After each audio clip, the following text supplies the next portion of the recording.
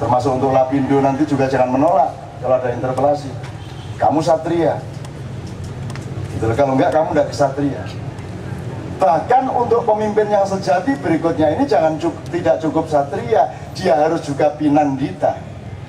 Dia memiliki wawasan spiritual, dia memiliki wawasan kosmologi, dia kenal Einstein sebaik-baiknya, sebagaimana dia kenal Ronggo Warsito sebaik-baiknya. Dia kenal Arisy sebaik-baiknya, sebagaimana dia kenal Al-Ghifari sebaik-baiknya. Dia kenal Umar bin Abdul Aziz sebaik-baiknya, tapi juga kenal Ahmadinejad sebaik-baiknya. Karena dia seorang pinandita. Ilmunya transenden, siklikal. Dari yang paling tradisional sampai yang paling modern. Dia tidak kaget oleh yang klinik-klinik. Dia tidak kaget bedanya PKS sama PK. Yang menerima DKP itu PK, bukan PKS. Itu pejat duduk sapi. Nah, sing saiki sapi itu itu pedet sing nrimo biyen. Nah saiki lak sapi. Nah sapi iki biyen asale gak teko pedet tapi teko gudel kan gitu ya. Kira-kira gitulah ya. Logikanya saya ngikutin aja kok sama Pak Hidayat ini. Saya ngikut aja. Kemarin di Palembang saya bacakan itu sebagian dari yang saya bawa 542 penerima dana DKP. Tapi hari ini saya membacakan malah saya biarin aja lah. Pokoknya saya sudah simpen itu dan masih banyak lagi, ada ribuan. Yang saya sudah punya 542 saya dapatkan dari Rohmin sendiri langsung dari tahanan. Saya ambil di sana, ini tak umum nih Cak, sebelum tak umum nih lumayan gitu loh, iseng gitu untuk pembacaan puisi. Kemarin kita umumkan ada sekitar 15 lah, yang asik-asik gitu kan. PK berapa kali, BEM IPB berapa kali, SBY, JK berapa semua. Ini kalau mau diumumkan nanti kita bagi aja, kita foto kok kan. Enggak diurus, enggak apa-apa, yang penting kita ketawakan. Itu karena mana ini main Najib kok enggak ada dapat. Bentak kemarin. Mana ini? Nama aku kok enggak ada. Asu nek bangunnya ini aku enggak dicari. Masa aku enggak dikasih? Gila apa aku ini juga ingin korupsi? Masa aku enggak dikasih? Ada ginian aku enggak dikasih. Enak aja nih Pak Harto segala macam tuh gimana? Saya marah sama Pak Harto. Pak, saya punya mobil katanya sampean yang membelikan. Saya punya rumah sama Mbak Novia katanya dibelikan Murdiono. Saya punya motor katanya dibelikan Harmoko. Sekarang saya tagih, mana? Mana?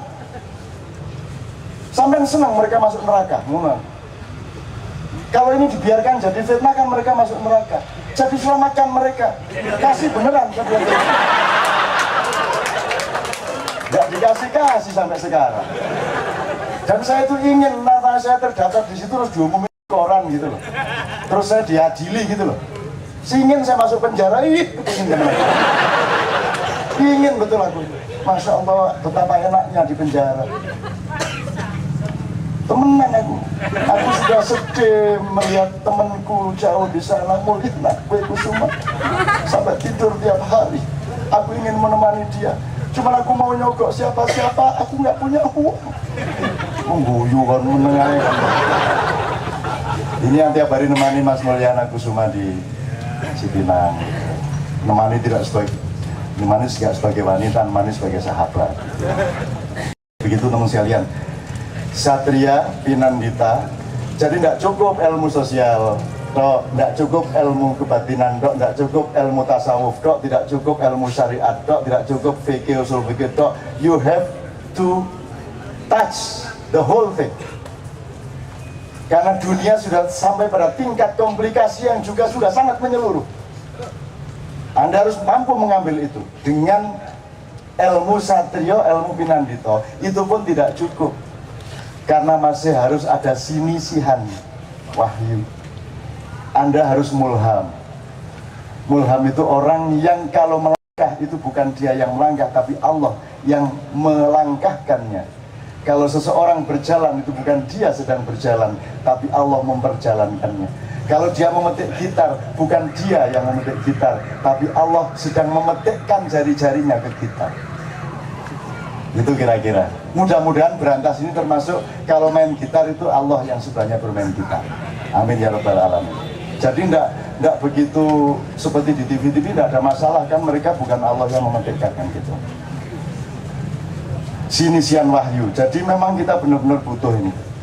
Nah, Pak Hidayat sudah menjelaskan begitu rupa ketidakbisaan proses ini untuk terpisahkan satu sama lain antara barat, timur, utara, selatan, atas, bawah.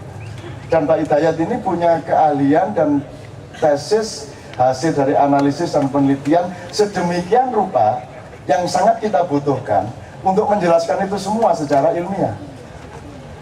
Seingat saya, memulainya degradasi pengetahuan dan ilmu strategi sejarah kita itu ketika Pak Hidayat mulai tidak diterima sekitar 15 tahun yang lalu, 20 tahun yang lalu Pak Hidayat ya. Karena beliau sesungguhnya dulu sudah memberikan wacana dan perspektif yang sangat tepat untuk Indonesia. Cuman karena beliau memakai bahasa-bahasa dan beliau sangat keras, nabrak-nabrak gitu, ya akhirnya orang tidak tahan bakatnya. Jadi kalau ngerayu wanita memang ada tekniknya Pak. Nah sampean ini kan jelang-jelong gitu kayak Brontoseno gitu kan sampean ini.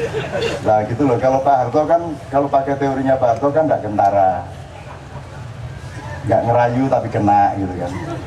Kalau Bung Karno kan karena wibawanya yang kuat, set kena.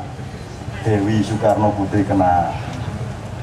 Terus dia Ratu Sirikit datang sama Norodom Sihano, dia dilirik, dipuji. Dan Norodom Sihano itu begitu seni, begitu junior di depan Bung Karno, sehingga rela istrinya disenengin oleh Bung Karno, itu rela. Saking besarnya Bung Karno, jadi Bung Karno itu orang besar bener, segala-galanya besar dia.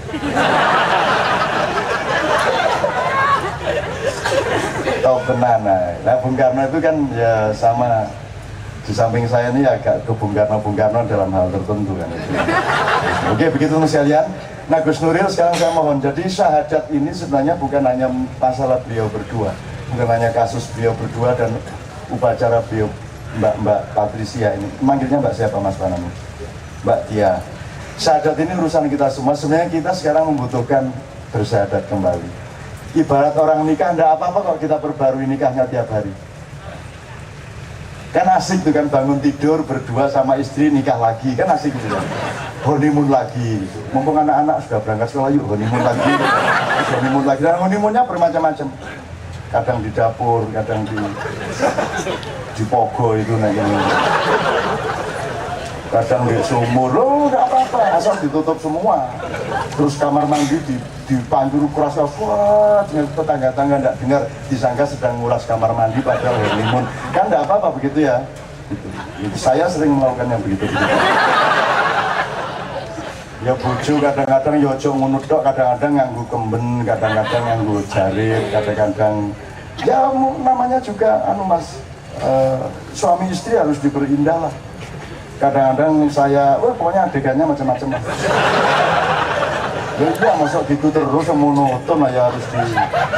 Kadang-kadang jilbaban kok sininya jangan dicopot tapi bawahnya copot. Kadang-kadang gitu, wah asik gitu, sensasinya luar biasa. Lah bojo-bojoku dhewe kok